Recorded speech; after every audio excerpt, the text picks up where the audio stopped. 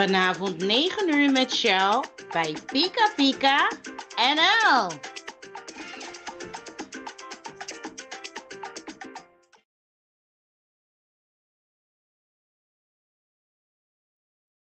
Goedenavond luisteraars, welkom bij de derde aflevering van Pika Pika NL met Shell. Ik heet jullie van harte welkom vandaag. Vandaag doen we het even anders. We zijn niet in de studio, ik ben strontverkouden, dus als jullie dat niet kunnen horen, dan is dat alleen maar top.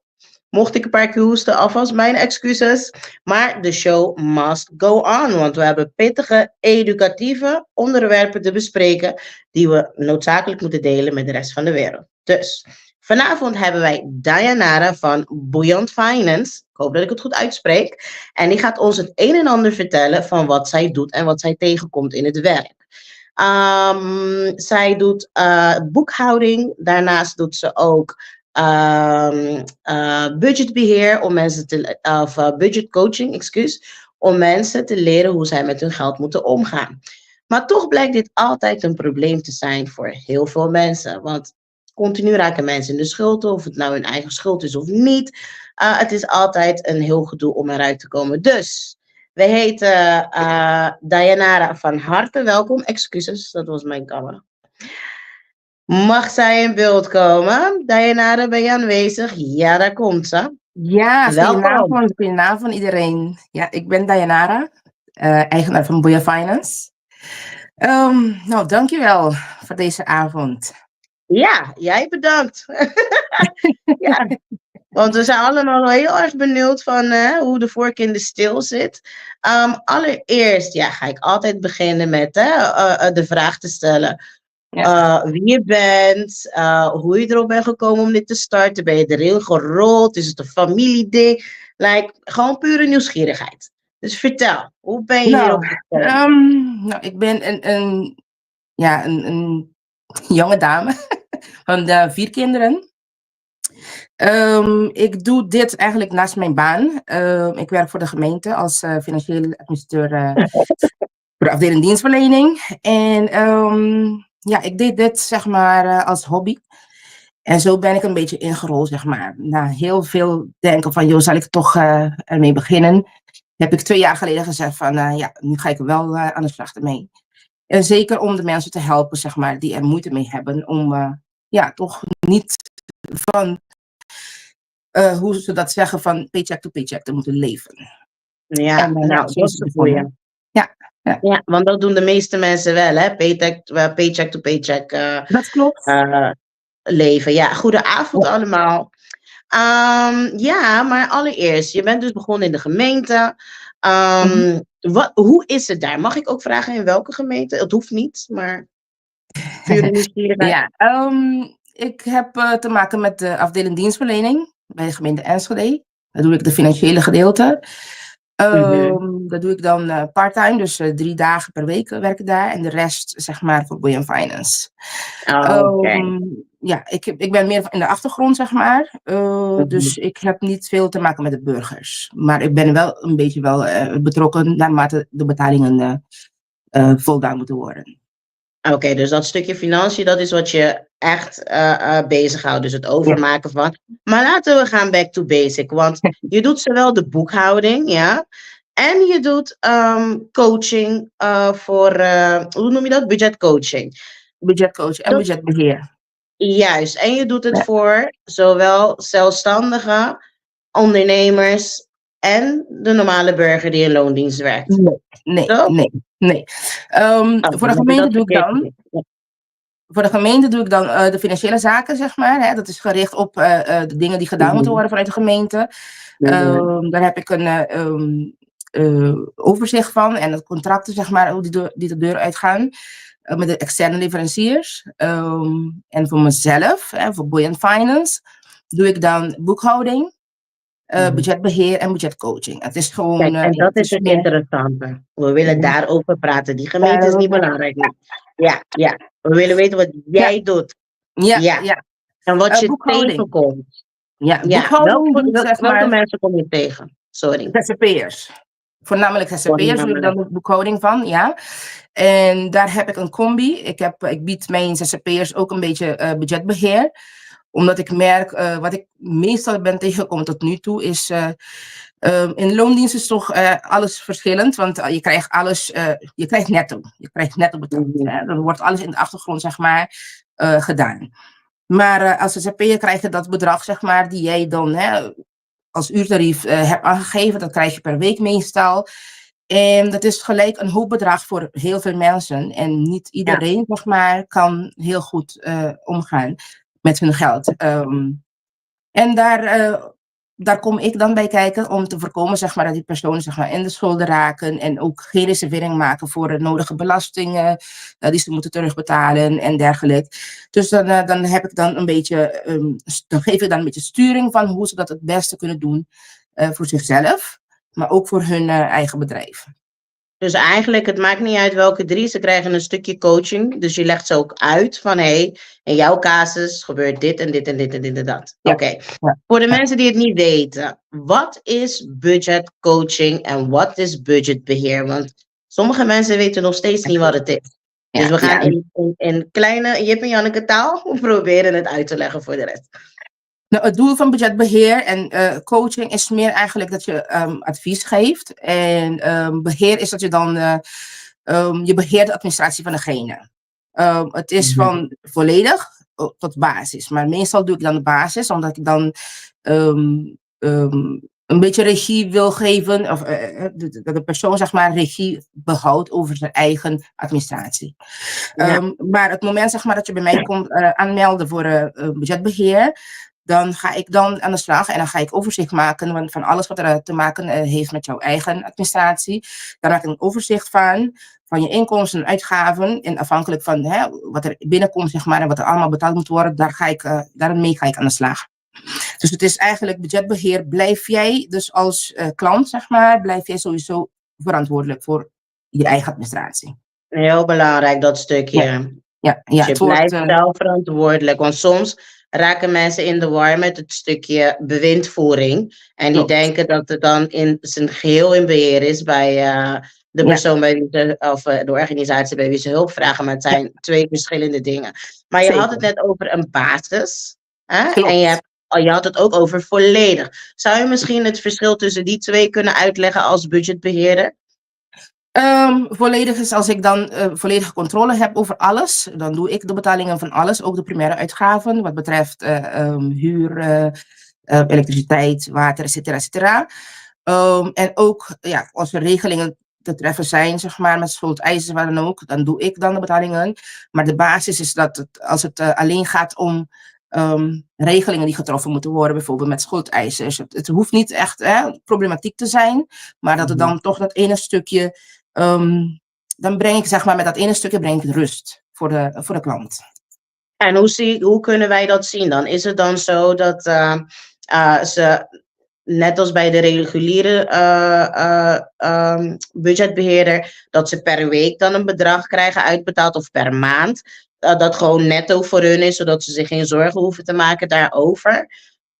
Als het volledig is, ja. Dan krijgen ze, dan wordt een bedrag per week afgesproken. En dat wordt, zeg maar, ook overgemaakt naar de bankrekening van degene. En als het basis is, dan heb ik een rekening, gezamenlijke rekening met de cliënt. Daar wordt het bedrag, bedrag dat we hebben afgesproken, voor de regeling bijvoorbeeld. Dat bedrag wordt overgemaakt en van dat bedrag ga ik dan de betalingen verrichten. Oké, nog één keer. Jullie hebben dan een gezamenlijke rekening, toch? Ja. Maar het wordt gestort op die van jou of van de klant? Nee, op die van de klant, zeg maar. Dus een gezamenlijke rekening. Klant stuurt het naar jou. Oh, dus dat werkt omgedraaid. Want normaliter wordt het eerst gestuurd naar de budgetbeheerder. En de budgetbeheerder die stuurt het naar de klant. Oké, dat is wel fijn. Ja, maar er is een verschil bij mij. Het is ook omdat ik dan... budgetbeheer, bewindvoering, dat alles, zeg maar, brengt een beetje spanning bij de mensen. En dan denken ze van, iemand anders de macht geven om mijn geld te beheren. En om dat stukje, zeg maar, die ene drempel weg te krijgen, heb ik dat bedacht. En ook, dat ga ik ook eerlijk toegeven, als ZZP'er heb je niet alle macht om derde rekeningen en dergelijke te openen. Want dan moet je een bedrijf zijn, een BV zijn van meer dan 10 personen, bijvoorbeeld 10 leden. En dan heb je een en ander. En ik had zoiets van, oké, er leiden veel wegen naar Rome. Hè, dus dan ga ik het zo proberen. En dat ik merk dat het ook het vergrote vertrouwen, zeg maar, tussen ons, tussen mijn klanten en ik. Ja, oké, En dat is fijn. gewoon, ja. Ja, en los van ZZP'ers, help je ook mensen die gewoon in loondienst zijn? Is het voor iedereen of voornamelijk alleen de mensen die voor zichzelf werken of een Mijn eenmanszaak hebben? focus. Ja. Nou, dat zou mooi zijn in de toekomst misschien. Maar voor nu is het alleen maar ZZP'ers, omdat ik ben van. Baba. Ja, waarom bij? Dus het is meer van hoe sneller wil je van je schulden af? Hoe snel wil je van je schulden af? Dus zo gaan we het aanpakken. Het moet reëel zijn en natuurlijk. Binnen hoe zou ik het zeggen? Binnen het schema, zeg maar. Dat het toereikend moet zijn voor degene. En dan ga ik aan de slag. Dus voornamelijk nu alleen voor ZZP'ers. Ik doe wel, zeg maar, enkele cliënten heb ik ook die in uitkering zitten en zo, maar dan doe ik wel Ik wil net vragen, want er zijn veel die het nodig hebben, hè? Ja, en zoiets hebben van, want vaak zoeken ze ook iemand op, als je bijvoorbeeld, weet ik veel, mensen met een bepaalde taalbarrière, of weet je, als je op een bepaalde toon spreekt, dan voelen ze zich al helemaal opgekropt en ja, dan zijn ze op zoek naar een soort gelijke van hier voel ik me fijn. Maar je helpt dus ook een aantal die in de uitkering zitten. Klopt. Ja, en ze kunnen altijd mij benaderen en dan, kijk, ik ben heel eerlijk, als het niet lukt, dan lukt het niet, dan geef ik het ook aan. Weet je, ik ben niet van valse hoop geven, maar als het lukt, waarom niet? Dan heb ik nog iemand, zeg maar, die een goede nachtrust kan hebben. Oké, fijn. En hoe zit het met de aflossingsperiode? Want los van, het is fijn dat je helpt, hè? Maar ik bedoel, er zit een kleine kostenplaatje aan. Je hebt het over, we willen snel, dat de dingen lopen, dat mensen weer op koers kunnen gaan. Hoe zit dat stukje? Dat is afhankelijk, zeg maar, van hoe groot het bedrag is die betaald moet worden, zeg maar. Dus als we het hebben over schulden, bijvoorbeeld. En daar ga ik vergelijken, zeg maar, met de inkomsten die binnenkomen en ook alle primaire uitgaven. En wat de persoon ook moet houden, zeg maar, voor belasting, om te kunnen leven. Weet je, dus dat alles, zeg maar. En van dat bedrag ga ik dan kijken, oké, wat kan ik aan de kant zetten, om dit toch reëel te maken. En dat ga ik verdelen dan in een aantal maanden. Ja, dus het is echt persoonsgebonden. Ja, oké. Dus elk traject is anders. Het is niet zoals jou dat je zegt van, net als bij de schuldhulpverlening nu, dat ze er 1,5 jaar van hebben gemaakt. Met een uitloop van 2 jaar uiteindelijk. Nee. Oké, maar dat is wel fijn. Dus de mensen weten waar ze aan toe zijn. Precies. En bij mij is het ook zo dat je dan... Kijk, er zijn momenten, zeg maar, die vooral de ZZP'ers, dat de opdrachten wat lager binnenkomen, zeg maar. Wat de stroom minder is. Dan kan ik dat makkelijk een beetje... Ja, dan ben ik een beetje flexibel in, zeg maar. Maar dan kunnen we, zeg maar, in plaats van dat ik heb gegeven misschien 12 maanden, dat we dan 16 maanden van maken. En dat het toch, weet je, dat het dan toch niet benauwd van krijgt van, joh, hoe ga ik het doen? En omdat er bijvoorbeeld een weekje geen werk was, bijvoorbeeld. Ja. Oké, nu zijn we wel al een tijdje echt in de diepte ingegaan. We gaan even een stapje terug. Want als mensen zich willen aanmelden bij je en zoiets hebben van ik weet het niet hoor, ik vertrouw het niet. Weet je, ze willen toch een bepaalde garantie van hoe betrouwbaar is het? Hoe loopt het proces? En hoe ziet dat eruit? En is er communicatie? Want dat is ook wat je hoort vanuit mensen die in budgetbeheer zitten of de bewindvoering. Dat ze dan zeggen dat ze geen contact hebben, geen communicatie met een contactpersoon die hun geld beheren. Dus in jouw geval, alsjeblieft, in kleine details. Ik bedoel, je weet toch? Je weet maar nooit wie het nodig heeft die vanavond kijkt of die achteraf kijkt. Maar dat zou fijn zijn. Vertel. Communicatie is voor mij key. Ik maak duidelijke afspraken. Ik bij mij is het zo van, als ze bij mij aankloppen, moeten ze een contract, als we dan met elkaar in de zee gaan, dan moeten ze een contract tekenen. En daar staat ook duidelijk van het vertrouwen van, alles blijft tussen mijn cliënt en ik. Ik ga ook zelfs niet zeggen van, ja, die is mijn klant, nee, dat ga ik niet doen, dat mag zij het doen. Boyan Finance promoten. Maar aan de hand van, daar komt het weer, persoonsgebonden, aan de hand van de situatie kijk ik van, oké, hoe vaak heeft deze persoon contact nodig? En dan gaan we het gewoon inplannen.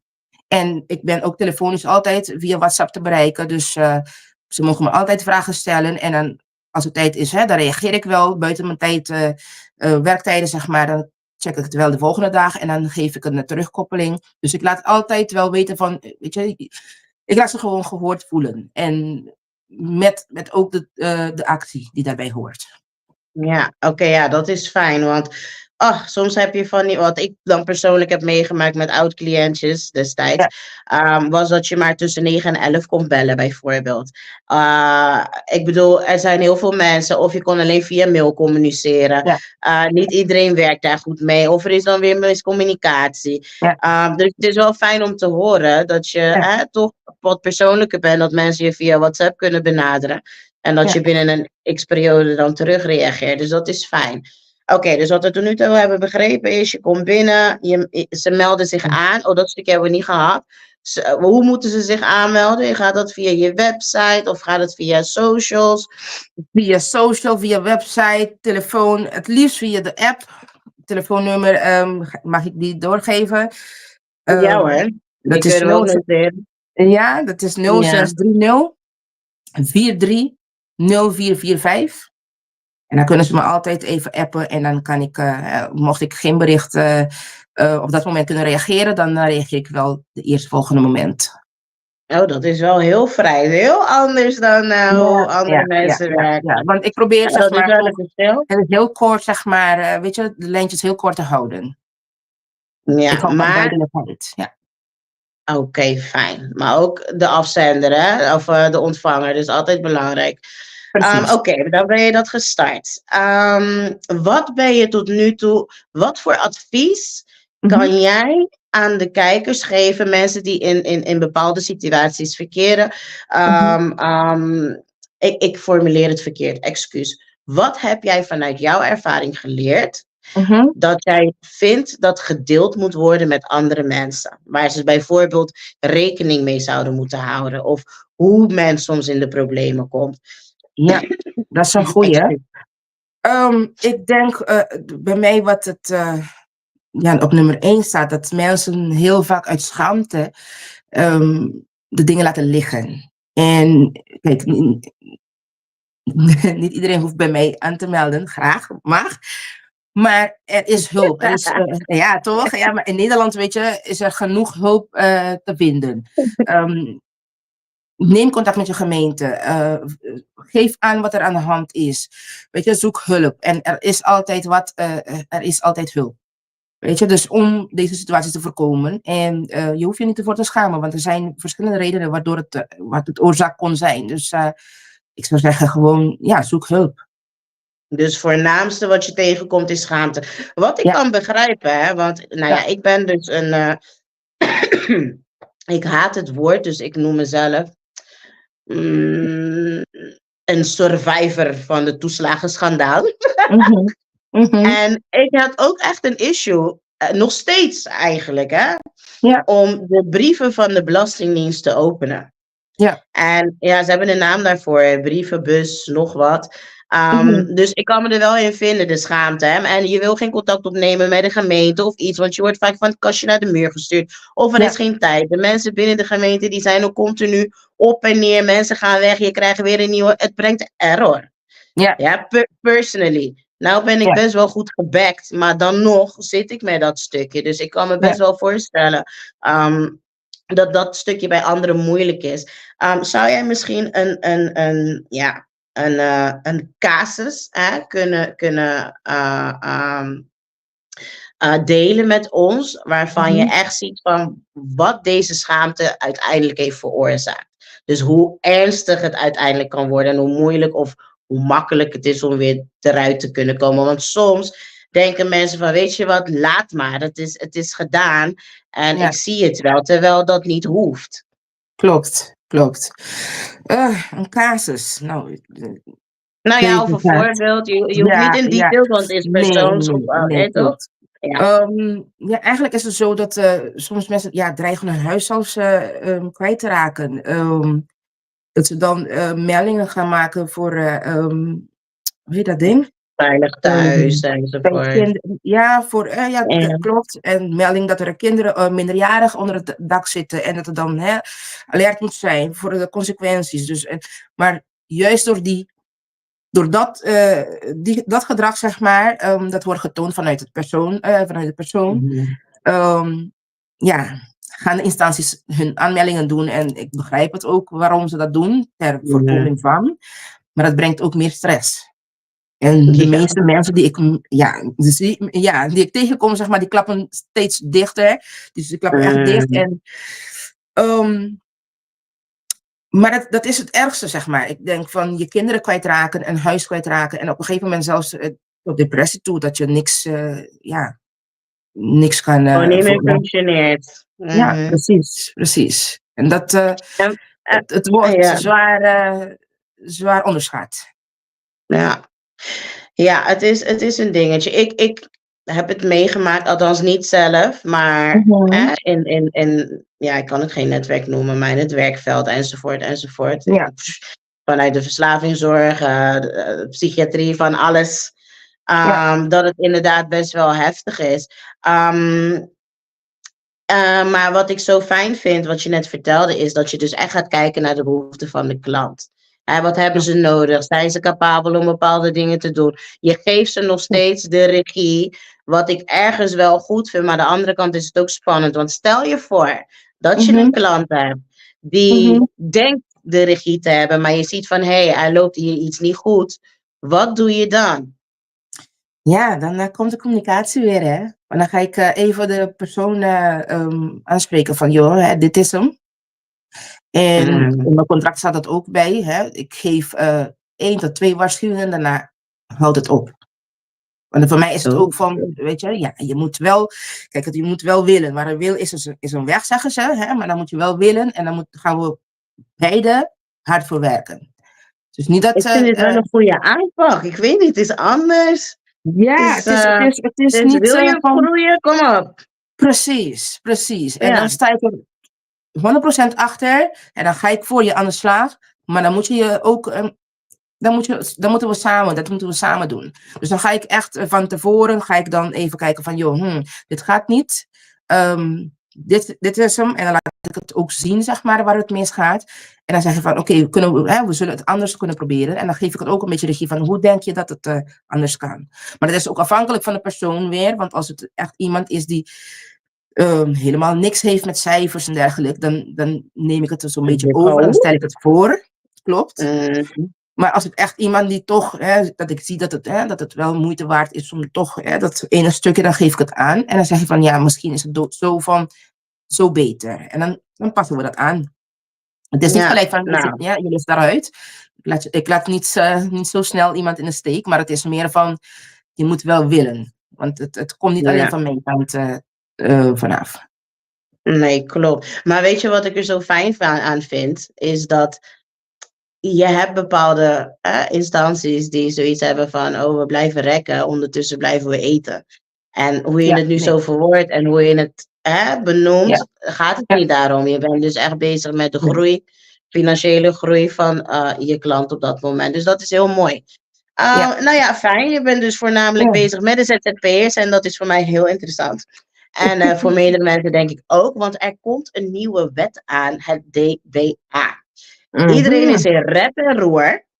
En ik heb ook gelijk mijn contracten laten checken, want ik dacht van, ik heb geen zin in gezeik, geen gezeur. Nou heb ik Ja. geen issues. Er konden wel 2 dingen aangepast worden. Maar Mhm. hoe zit dat nou met het schijnzelfstandigheid wat ze willen gaan tokkelen? Want ik begrijp heel goed waarom het gebeurt. Ja, Maar ik weet ook dat het een manier is om de zakken weer te vullen van de schatkist. Omdat ze ja. heel veel geld zijn kwijtgeraakt in coronatijd. En vanwege Mhm. de toeslagenaffaire. Ja, dat is, weet je wat die afkorting voor staat? Die DBA? Ik wil niet eens weten. Ik weet het, hoort bij de belasting. Ik weet het wel, maar nu even niet.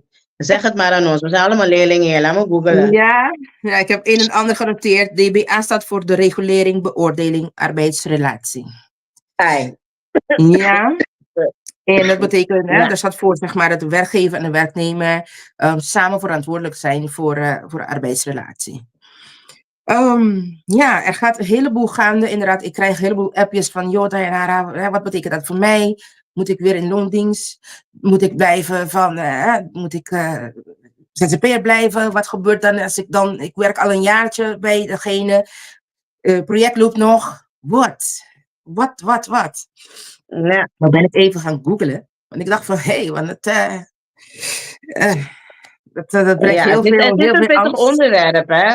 Het is zeker. pittig. Ik snap ook waarom, want heel veel ZZP'ers maken er een potje van. Eerlijk is eerlijk, ja. Ik ben ook niet altijd de beste geweest, dus ik weet hoe dat, vooral wanneer je niet zo goed, als je als beginnende erin rolt en koppig bent en geen vragen stelt. Excuus. En we weten dat er genoeg zijn die hun werk. We hadden een tijdje dat ZZP'ers zonder diploma ook ergens kwamen. Of al die dingen die tellen dus natuurlijk mee. En, maar het gaat om de contracten, want ik heb natuurlijk ook mijn research gedaan. Dat je, als je een contract hebt gemaakt, moet er helder in vermeld staan dat jij, laat me mezelf als voorbeeld geven, dat ik dus moet kunnen aantonen dat ik ingehuurd word door jou, maar dat ik ten alle tijden zelf mijn tijden bepaal, zelf mijn uurtarief bepaal, zelf bepaal op welke methode ik aan het werk ga. Je houdt uiteraard wel rekening met de afspraken van de plek waar jij gaat werken. Maar ze moeten dus echt kunnen zien van, je bent daadwerkelijk een zelfstandig persoon. En heel veel mensen die doen dat niet. Vooral nu die bureaus allemaal als paddenstoelen uit de grond komen. Standaard contractje en waardoor het dus lijkt dat je in loondienst bent. Men weet ook niet dat je niet meer dan 24 uur mag werken op een plek. Dus dat waren al die dingen waarvan ik dacht van dus dit zijn een beetje de punten dus waar wij ZZP'ers rekening mee moeten gaan houden in het komende jaar. Klopt, je hebt het goed gezegd. Maar ook bijvoorbeeld dat je zelf mag kiezen of je het werk gaat uitbesteden. Hoe en wat en zo. Dus je hebt eigenlijk zelf regie over je werkzaamheden. En nog 2, dat je ook dat erbij kan, zeg maar, in jouw lijstje daar, is geen leidinggevende boven je hoofd. En ook geen toezicht, zeg maar. Dus dat er iemand continu zit te kijken dat je het werk zo en zo moet doen. Zeg maar. Dus dat geeft gewoon inderdaad, eigen baas. Ja, dus dan ben je echt je eigen baas, inderdaad. Ja. Je dus gaat er daar druk krijgen met die overgang dan, hè? Met al die ZZP'ers die je nu aan het helpen bent. Nou, ik ben al zo'n beetje voorbereid, dus kan goed. Oké, top. Ik zag een leuke vraag. Er stond zojuist geschreven dat er heel veel... er zijn netbudgetcoaches. Hoe kun je hun herkennen? Dat vind ik een goede vraag eigenlijk. Dat is goed. Dat is een goede vraag. Nou, ik vind die pittig hoor.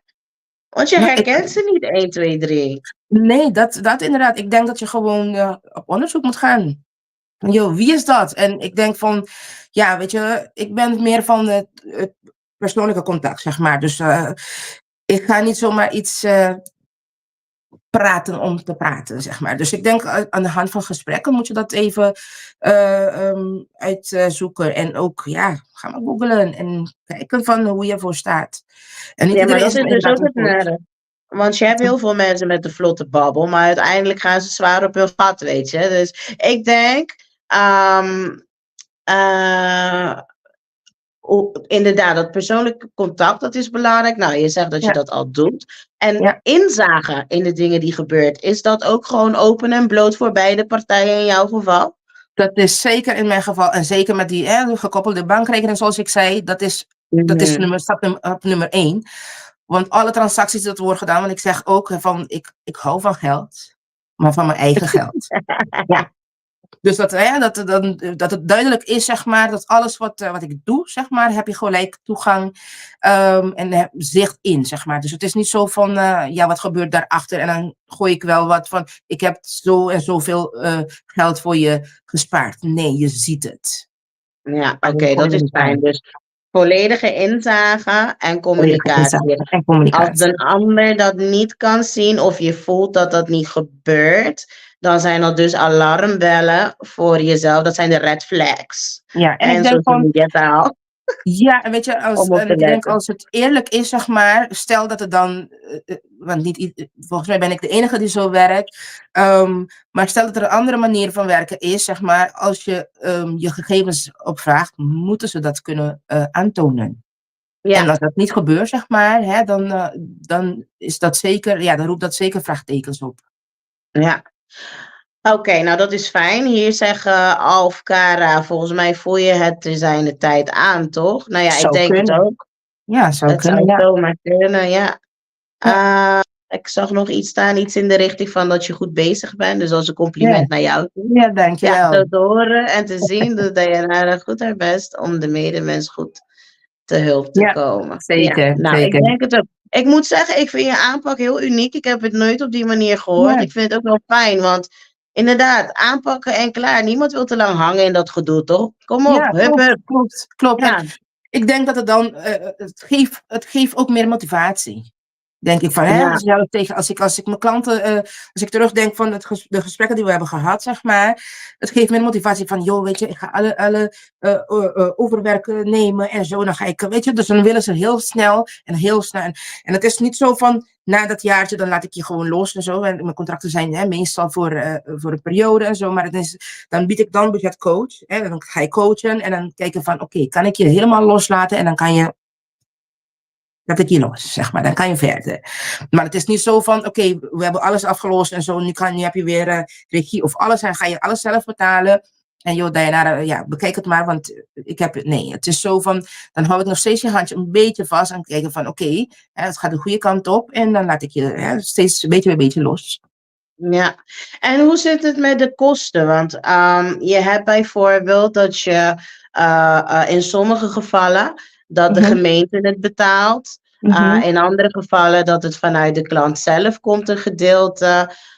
In andere gevallen is het een combinatie. Pure nieuwsgierigheid van hoe zit dat? Want ik neem aan dat je dit ook bespreekt met de mensen wanneer ze dadelijk bij jou komen. Klopt, dus het is een bedrag, zeg maar, die ik afspreek. En tot nu toe heb ik ook, wat ik zei, ook die combi, zeg maar. Dat financiële, dus de boekhouding samen met een beetje budgetbeheer. Dus daar heb ik een bedrag voor. En dat is meestal ook inclusief boekhoudingspakket, zeg maar. Dan hebben ze ook inzage in hun eigen boekhouding. Allemaal afschrijfbaar natuurlijk te declareren, toch? Alles. Ze hebben gewoon heel belangrijk. Hé mensen, je kan declareren, heel belangrijk. Ja, en dan ook, wat wil ik dan zeggen, de personen, zeg maar, die ik, waarvan ik dan hun administratie beheer van de gemeente, uitkering ontvangen en zo, dat doet dan de gemeente. De gemeente die betaalt mij. Zeg maar. Maar omdat, zeg maar, niet altijd kan, zeg maar, dan, hoe kan ik het beste zeggen? Voor de mensen, zeg maar, die een uitkering ontvangen, zeg maar, dan kunnen ze bij mij aanmelden, maar niet met problematische schulden. Dan kan ik helaas niet zoveel doen. Nee, nou ja, dan verwijs je ze door, neem ik aan, toch? Precies. Naar de anderen die het wel kunnen. Ja, oké, dat is fijn. Nee, dat is in ieder geval helder voor nu. Je bent dus nu 2 jaar bezig, maar je vertelde dat je daarvoor het deed als hobby. En hoe lang heb je het gedaan als hobby? Nou, heel lang. Gewoon als hobby. Je dacht, ik ga mensen helpen uit de schulden te komen. Of hun administratie te ordenen. Nee. In mijn jonge jaren, in mijn tienerjaren, was het zo van... ik ben echt heel jong hier naartoe gekomen. Ben ik begonnen met niveau 2 mbo. Ik ben gaan werken en ik dacht van... wat is dat onder de streep? Ik ben meer waard. En ik had voor mezelf voorgenomen dat ik nooit meer... Dus ik heb het een keertje meegemaakt van paycheck tot paycheck moest leven. Mhm. En dan had ik, en ik weet nog, zeg maar, en het was ook een tijdje, zeg maar, dat ik naar Curaçao ben gegaan voor een paar maanden. In verband met mijn moeder, die woont nog daar. Ehm, ehm, dus ben ik naartoe gegaan en ik dacht van, de laatste dag voor de betaaldatum had ik nog 25, daar is het nog gulden, dus 25 gulden. En ik dacht van, dit wil ik niet. En toen begon het eigenlijk. Toen had ik zoiets van, ik was altijd sinds klein af aan ben ik een hostler. Hey, de Ja, hustler. ja. Dus ik kan van een tientje kan ik heel veel doen, wat het anderen niet lukt. En zo is het eigenlijk zo'n beetje begonnen. Van hoe kan ik dan, want ik herinner me, dat ik slapeloze nachten had, zeg maar, als ik, en ik had zoiets van, stel dat ze niet gaan betalen op die dag, hoe kan ik dat doen? En ik had toen 2 kinderen.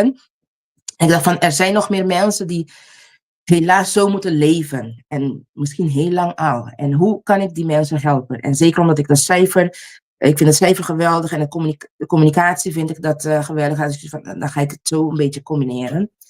En ik ben heel vrolijk qua persoonlijkheid en zo helemaal. Maar ik ben ook heel strikt, zeg maar. Dus, Ja, dat is helder hoor. ja. We zien dat je een pittige tante bent. Jawel. Ja, Dat dus, komt, maar het is dus goed. We hebben het zeker. nodig. En Zeker. bepaalde helemaal. Ja. Ik zie hier een vraag. Wat kun je allemaal declareren? Dan gaan we inhoudelijk op Ja. mensen met de ondernemer. Dat is niet erg. Is leuk om een voorbeeld te geven wat er allemaal als kosten gezien kan worden, toch? Als je als ZZP'er bijvoorbeeld, hè, wat kan je allemaal declareren? Bijvoorbeeld heb je een auto van de zaak, die je op je eigen bedrijfsnaam hebt, zeg maar, dan kan je alle kosten wat daarmee te maken, met de auto te maken heeft, zeg maar, kan je declareren. Dus 1. Wat nog meer? Heb je kosten, moet je bijvoorbeeld in de bouw, moet je materialen kopen of gereedschappen en zo, dat alles kan je declareren.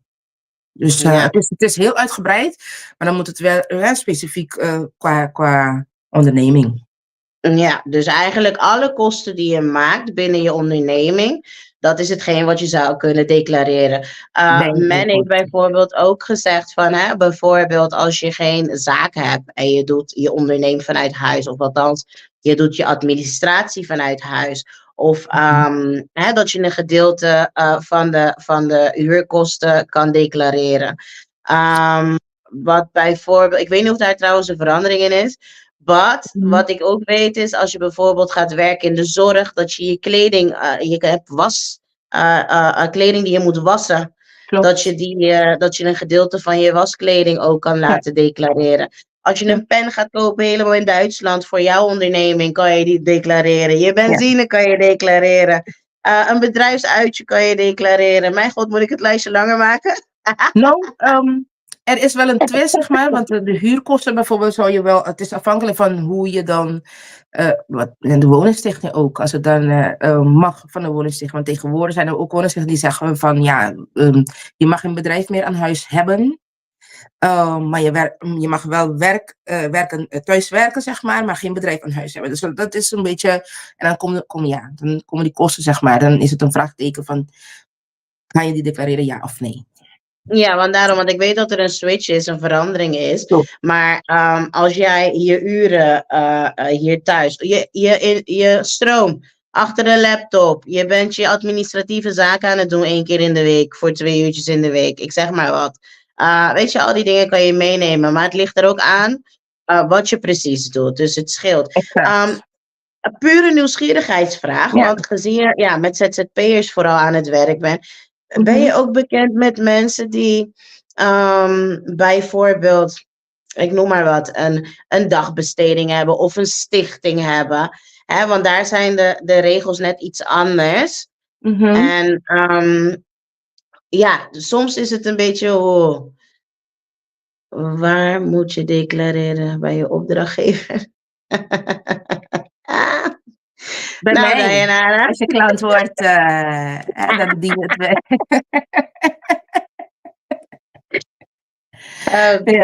Nee. Maar ja, het is een goede vraag. Waar moet je declareren? Ja, nou, Want waar geef je je kosten? Nou, als het goed is, heb je een boekhouding of een boekhoudingsprogramma of een boekhouder. En daar moet je alles inleveren. Of je kan het tegenwoordig zelfs inscannen en zo. En daar wordt het gedeclareerd en dan wordt het verrekend met jouw aangiftes. Ja, oké. Inderdaad, dus uiteindelijk aan de Belastingdienst, hè? Want het wordt verrekend met je afgiftes, daar komt het af. We lachen omdat het kwam even verkeerd. Niks bijzonders. Ja, maar het is een hele goede vraag. Dus vele mensen weten dat niet.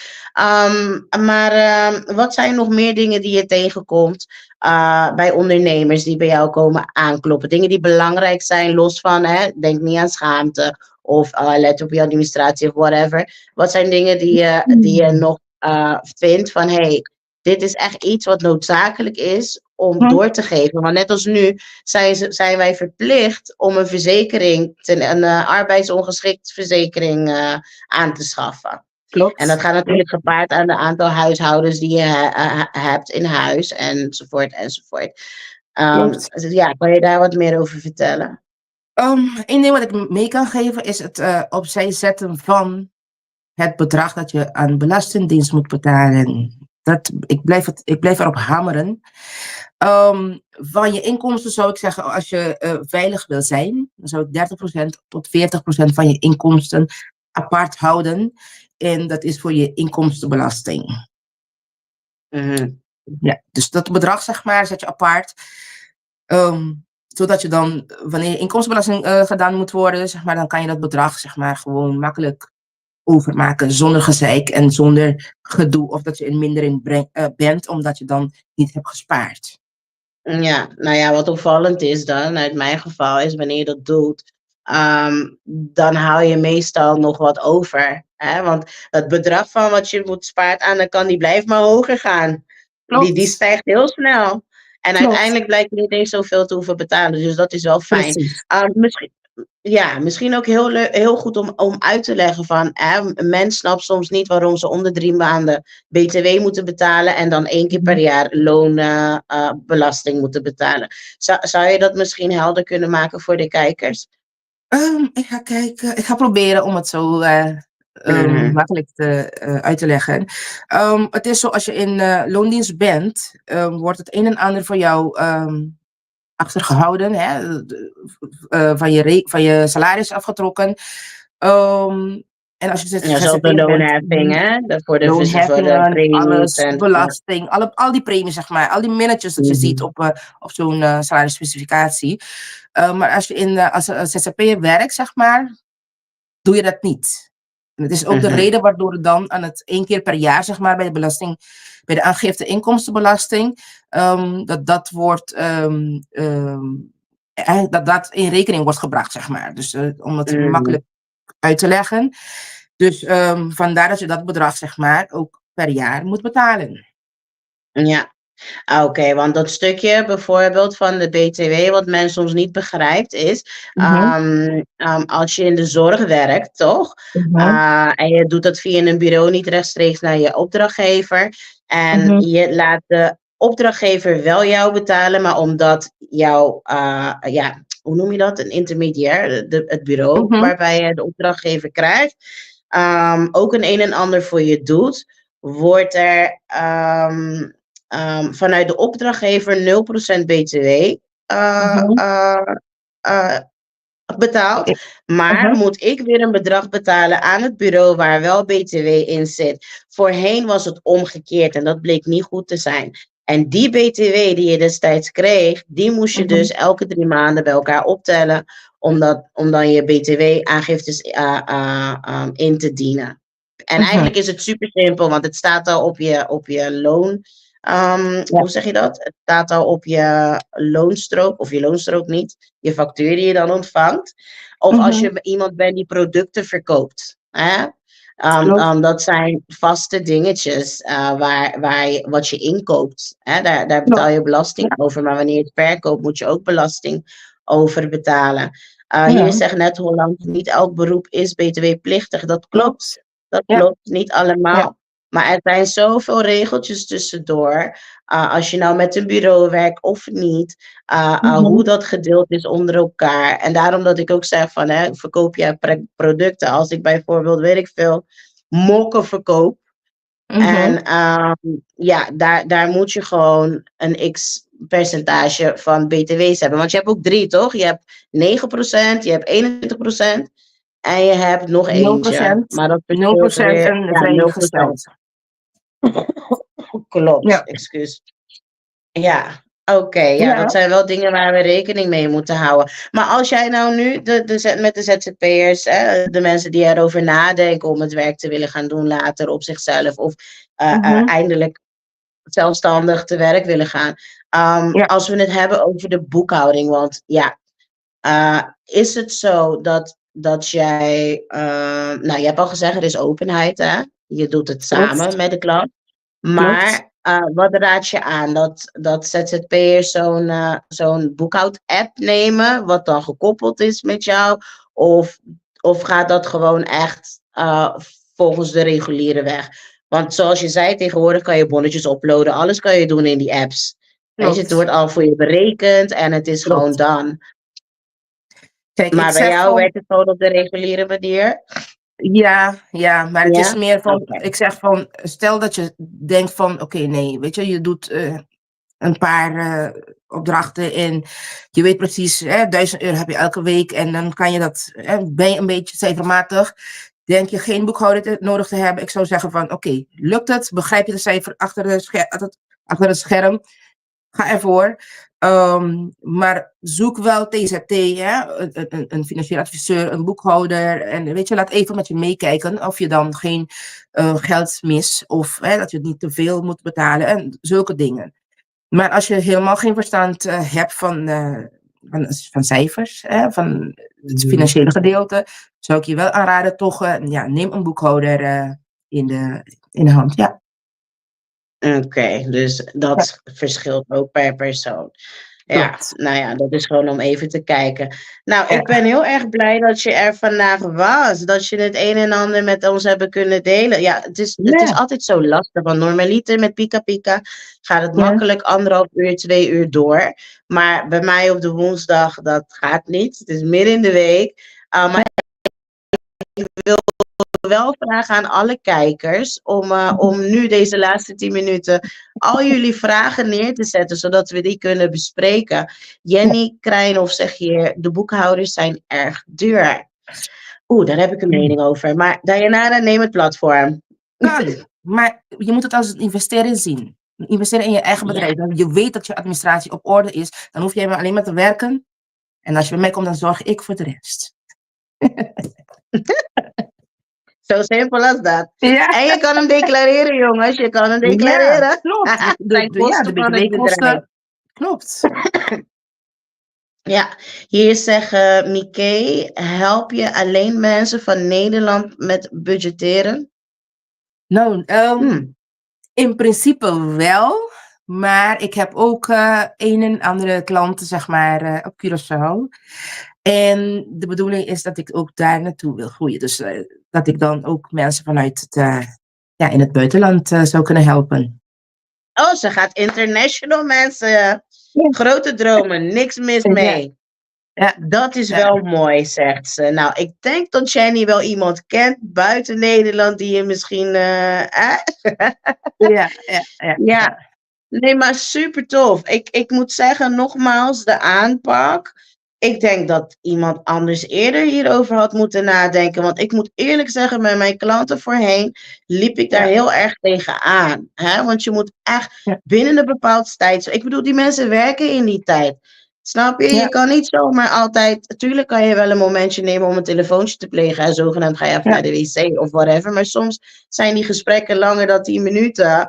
En niemand hoeft te weten dat je zogenaamd een grote boodschap hebt gedaan op dat moment, snap je? Dus ik vond het altijd lastig. Maar dat het gewoon zo versimpeld wordt. Dus dat is fijn. Nou, heel fijn dat Pika Pika hier ook deelt het telefoonnummer. Ja, en eigenlijk op diezelfde naam kunnen ze je vinden op socials, toch? Ja, Boyan Finance.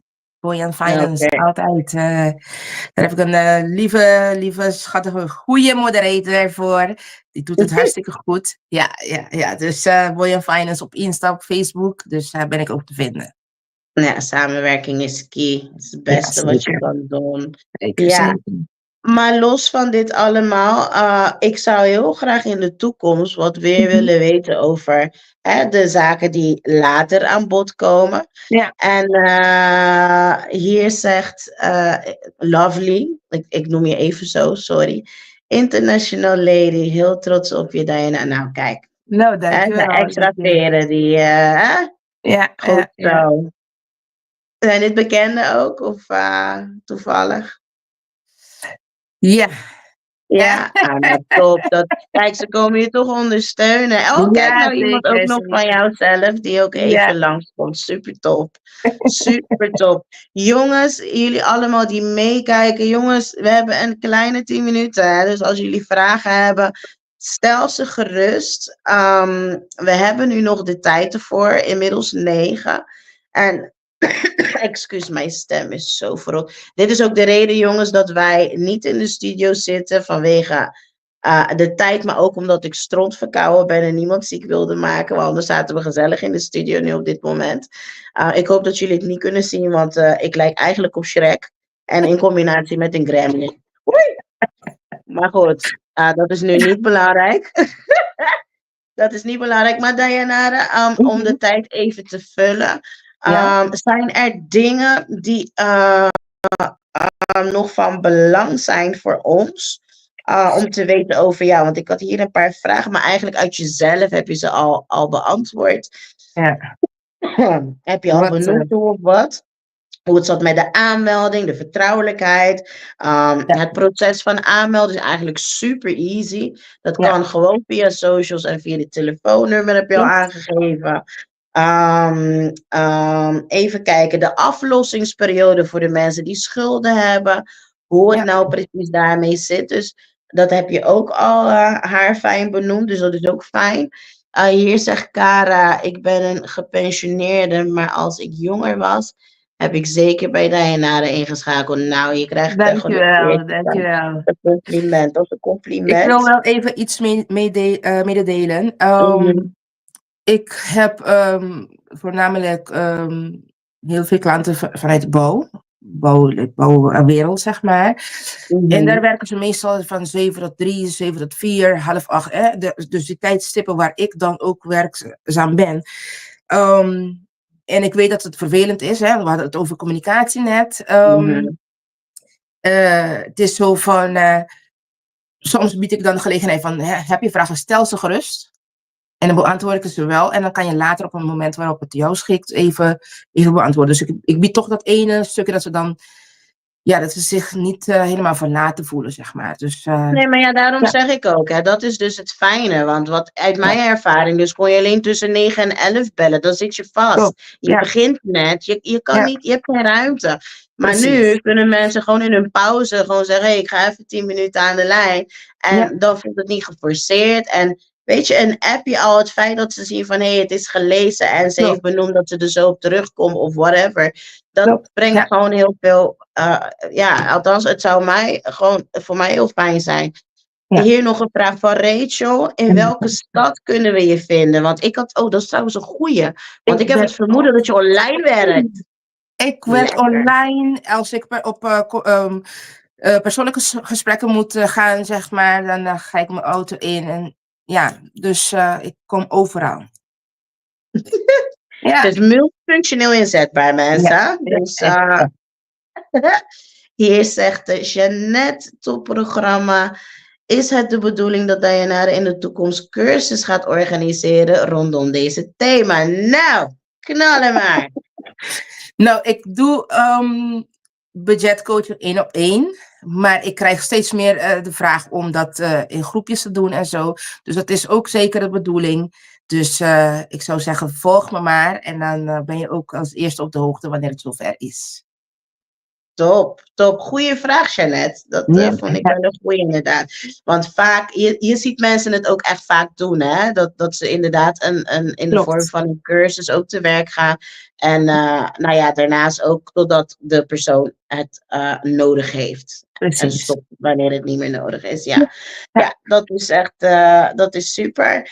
En los van het feit, je zegt, je hebt heel veel mensen vanuit de bouw. In de bouw heb je vaak te maken met mensen die ook materiaal en dat soort dingen hebben. Maar mensen in de zorg, heb je daar ook ervaring mee voordat we bij Lovely de vraag komen zo? Mag je je vraag, want ik was net aan het lezen. Stel je vraag nog een keer. Sorry, ik zeg ja, want er is verschil. Hè? Mensen in de bouw, mensen in de zorg. Heb je daar ervaring mee? Want je ziet in de bouw heb je vaak mensen die toch producten inkopen, zoals materialen en dit. En dat eigenlijk ook wel een beetje in de zorg, ligt eraan wat je doet.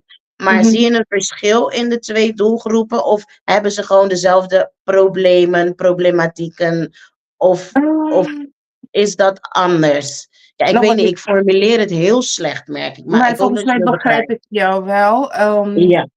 Nee, het enige verschil zie ik dan soms in de bouw. Hebben ze van die zomerstop, vakantiestop, december. Dat is het enige. Maar voor de rest, qua werkzaamheden of qua boekhouding en zo, verschilt het wel een beetje. Maar de klanten zeggen, ja, het gaat voornamelijk hetzelfde zo'n beetje. Nou oké, dus daar zit geen verschil tussen. Nee. Oké, nou Lovely zegt hier, of Lovie, sorry. Budgetcoach doet zij wel, maar wij raken onze nichts kwijt in het privéleven. Dit zijn familiedingetjes, hè? Maar goed, je bent er niet kwijtgeraakt, want je bent vandaag naar Pika Pika gekomen om haar te supporten, hè? Dus jullie zijn kanjers. Dat is alleen maar goed, dat is alleen maar fijn. Dat geeft ook een boost. Althans, het zou mij een enorme boost geven. Ja. Zijn er verder nog vragen, mensen? Vandaag zijn we stilletjes. Mensen zijn stilletjes vandaag. Ik denk dat het helder is, hoop ik. Is het helder voor iedereen? Als dat zo is, zet even een duimpje in de comments. En dan weten we dat in ieder geval. En nou ja, zoals ik eerder zei, ik hoop je in de toekomst te zien om te kijken hoe je verder gegroeid bent. En wat je allemaal gaat doen. Ik moet je inderdaad gaan volgen, zodat ik op de hoogte ben. Maar het zou alleen maar leuk zijn als we het kunnen delen met de rest van de wereld. Hè? Klopt. Dus om te kijken hoe de stand van zaken zijn dan. Zeker. Nou, het is stilletjes in de comments. Ik zie ook geen duimpjes. Misschien ben ik gewoon te snel. Ik denk dat het tijd is dat wij gaan afronden. We waren duidelijk dus. Ja, ik denk het wel. Want je zegt, je bent een pittige tante. Je was ook strak in al je. Ik dacht, aha, deze wanneer ze een klant krijgt, ze heeft niks te maken met niemand. Maar dat is goed. Weet je, je kan lief zijn, aardig zijn, maar ik denk tough love is altijd wel nodig tot op bepaalde hoogte. Ja. Want het moment dat het gaat lopen, zijn mensen ook gewoon blij, hè? Klopt. Ik zie het, weet je, in het begin is het zo'n beetje van, nee, maar dan moet ik een en ander doen. Want ik zeg ook van, in het begin is het altijd heel veel uitzoekwerk en heel veel regelen en zo. Maar als het eenmaal gaat lopen, dan loopt het, weet je. Dus dan hoef je alleen maar even in te loggen en dan zie je alles en dan geeft dat weer rust en dan ga je verder. Ja, nou ik moet zeggen, petje af, weet je, jonge dame, 4 kinderen, rijkdom aan kids. Ja, ik ben gezegend. Ik heb er 2, maar ze voelen al 6 af en toe. Maar top dat je dit ook daarnaast doet. We hebben hier nog eentje, als je op jezelf wil gaan beginnen. Kan wij ook met ons plan bij jou komen, Dayanara, voor een goede start? Tuurlijk. Ja. Tuurlijk, zeker weten. Dat is een goede vraag. Ja, je bent van dus je helpt welkom. mensen met dat soort dingen. Doe je dan ook helpen met het opstellen van een bedrijfsplan of de budgetten daarvan? Dat niet, maar dan ben ik wel, dat is niet mijn gedeelte, maar wel zeg maar wat betreft de boekhouding, wat je allemaal, hoe de kosten om de kosten zeg maar overzicht te behouden en dat alles zeg maar, daar ben ik wel voor. Ja. Oké, top. Dus voor de begrotingen kan je wel terecht bij haar. Ja, want dat was ook mijn vriendin trouwens, die gaat starten. En die zat ook van, moet ik gelijk een boekhouder halen? Moet ik dit doen, moet ik dat doen? Ik zeg, weet je, je begint net. Dus als jij alvast gewoon al je kosten, je bonnetjes en dat soort dingen bewaart. Want je gaat niet gelijk winst maken. Je gaat meer investeren erin, maar je moet dat wel bijhouden. En daarna kan je ermee starten. Lobby zegt weer, zo is hij ook in het privéleven hoor. 1, 2 keer dansen en dan is het klaar. Oké, nou ja, dat is gewoon een karaktereigenschap. Mag je trots op zijn hoor. Zeker, en korte metten met niemand is klaar. Ja, ben ik ook. Nou, Dayanara, ik wil je van harte welkomen. Hartelijk bedanken. Sorry. Het is de griep, mensen. Don't worry. En nogmaals, ik hoop je in de toekomst te zien. Mensen, als jullie geïnteresseerd zijn of meer vragen hebben, wees niet bang om contact op te nemen. Het telefoonnummer die staat in de comments. En jullie kunnen haar volgen op socials. En dan hebben we hier een laatste vraag voordat we gaan sluiten. De nieuwe wet voor volgend jaar wat betreft ZZP'ers valt dus best mee. Ja, ik vind van wel, maar alleen heb je een contract nu, zeg maar, neem het even onder de loep. En dat je zeker van weet wat er aan de hand is, wat zijn de afspraken en wat voor regie heb jij als ZZP'er. Ja, daar gaat het voornamelijk om. Maar de kleine letters zijn dus ook belangrijk. Zeker weten. Ja. Maar los van dat, er wordt ook elke keer de vraag gesteld van, maar er is geen mankracht om dat uit te kunnen voeren. Hoe gaan ze dat vormgeven?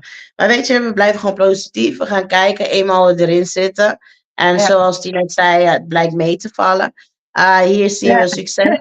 Trots op jou. Ik denk dat je nu alleen maar pluimpjes krijgt. Dat is alleen maar mooi. Jongens, je moet met jullie mensen. Je weet maar nooit wie hier baat bij heeft. Nogmaals bedankt voor jouw komst. En dan ga ik jullie allemaal een fijne avond toewensen. Dankjewel. Tot over 2 weken met een ander pittig onderwerp. Fijne avond iedereen. Dankjewel. Doei. Oh, hij loopt nog of niet? Ja? Nee.